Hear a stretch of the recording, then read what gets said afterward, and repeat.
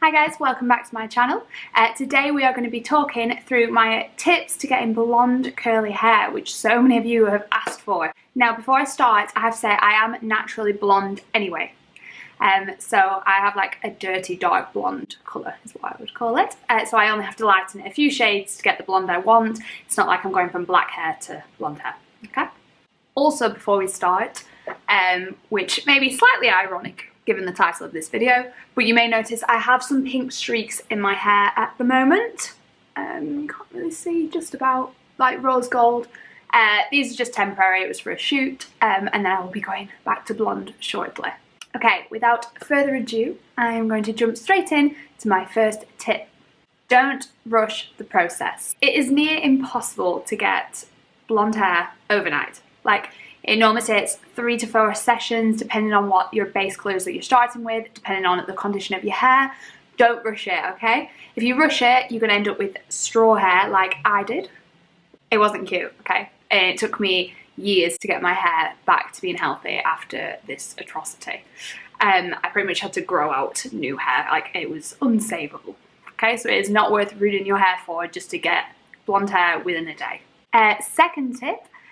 Make sure you find the right hairdresser for your hair type. So obviously I have very curly hair and I go to a hairdresser that is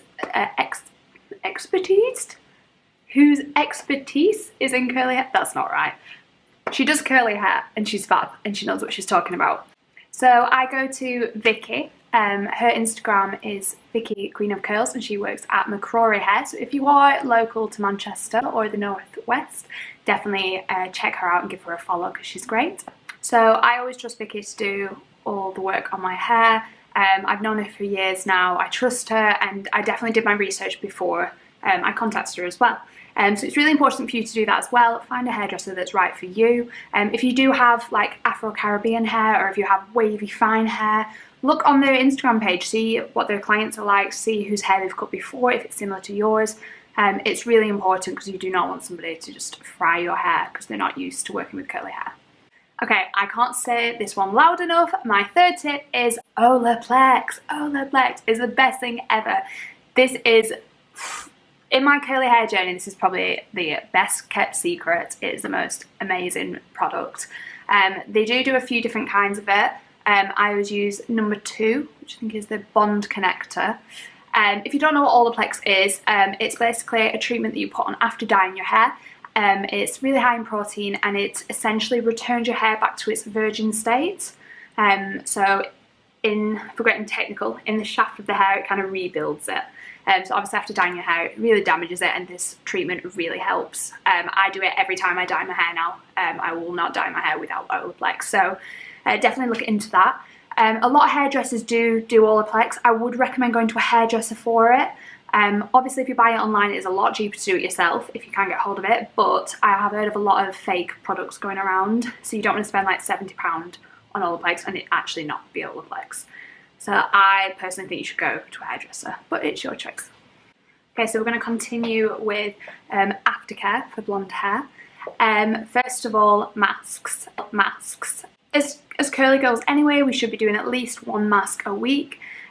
Maybe even up this to 2 masks a week after you've dyed your hair, just because it's going to need that extra bit of help to get the curl back and to get that moisture back in, and just a bit more TLC. So really up your mask use, and also if you don't use a leave-in conditioner, start using a leave-in conditioner because it'll make so much difference. Okay, so the next order of business is washing my hair, and I've had so many questions on Instagram about this, about what shampoos and stuff I use and how often. So I shampoo probably once every 5 days to a week is when I wash my hair, but I use like a toning shampoo or a purple shampoo probably once every 2 weeks after I've dyed it, and then once a month after that. Like, I don't use it very often, just to take out the yellow brassy tones, but I try to stick to the curly girl method, so not using sulfates and silicons, etc. And most purple shampoos do have silicons in, so that's why I don't use it very often. The purple shampoo that I tend to use is this one. So this is from Fudge. It is the Fudge Clean Blonde Shampoo Violet Toning Shampoo. I do believe they've had a rebrand, so the product has changed slightly, the packaging. but it is amazing. So I bought this one 2 years ago. Normally a bottle lasts me about 3 years because I don't really use it that often, but when I do dye my hair at home, I also use this as my toner. So I'll put this on and leave it on for about 20 minutes, and it is amazing. It's so strong. I'll just show you the colour of it because it's so purple. You can just see in the lid there. It's really, really dark, so it is amazing. Such a great product, but it has sulfates in. So if you're looking for one without sulfate, I recently received these products from Finola. I have tried them once or twice and I really like them so far, but these are no yellow shampoo and conditioner, and they are free from sulfate, silicons and parabens, and 100% vegan. Ooh. So if you want something a bit more curly hair friendly, I definitely recommend these from Finola. My next tip as well is try not to overwash your hair. Obviously, as most of us will know, blonde hair does fade. This is still the case for curly hair. But with curly hair, we are naturally we have drier hair. I only wash my hair probably once a week with curly hair. So I still do this when I have my hair dyed. But if you are the sort of person that does wash your hair every 2 or 3 days, really try and limit it. Try and push it back a bit, even if it means having your hair up in a bun a bit longer than expected, or using dry shampoo. Just because the more you wash your hair, the more you'll lose that moisture. And that's the reason why we're doing these masks and using Olaplex to get the moisture back in. So really try not to overwash your hair. Okay, and my last tip, and this is more about looking after the condition of your hair. I see a lot of people who bleach their hair and still use heat styling. Your curls will not be the same. Like, it's just how it is. So my hair is probably a lot curlier than this if I didn't dye it, but it's about balancing and what you want. I prefer to sacrifice a little bit of my curls to have the shade of blonde that I want, but you can't have, in most situations, the colour that you want and also be straightening it every other week. Like, it just doesn't work like that. Especially after you've dyed your hair, it's not in the greatest condition, it'll be really dry, so you do want to look after it. Try and avoid heat styling for a while until it's got back to being healthy again.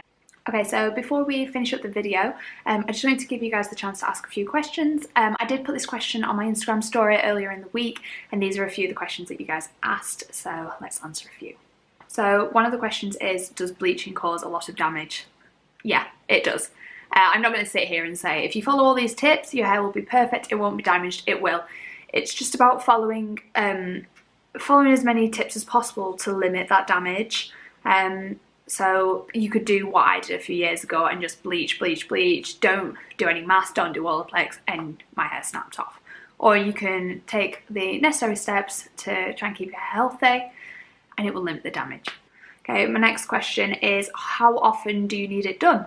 So this just is different for every person. It depends on how much your hair grows out. For me personally, because I have curly hair, you can't see my roots as easily because they're all the way under here. So as you can see, I've just had my roots recently bleached anyway. That's why they're a bit lighter, but you can't see it. So I can make do easily with like 6 to 8 months regrowth before I need to bleach my hair. And I also try and last as long as possible anyway, just so I'm not bleaching it constantly every other month. So try and last as long as you can without, but that's up to you how often you need to do it. One of the questions is, do I recommend dyeing your whole head or just highlights? Again, it's up to you what sort of colour you want. If that is something that you like, definitely go for a full head of highlights over dyeing, just because the highlights, obviously it's just through little bits of curls, so it won't affect your curls as much as bleach and the whole thing. I tend to like low peroxide bleach mine and then I highlight through, just to try and blend that in rather than dyeing my whole head every time. So the last question is just about dyeing your hair in general, different colours. I have dyed my hair rose gold in the past, which I'll put a picture here. I absolutely love this colour. It was from L'Oreal, and it was just one of the semi-permanent ones. I mixed it half and half with conditioner just so it wasn't as intense, and it lasted about a month before washing out, and it did not affect my curls whatsoever. It was great.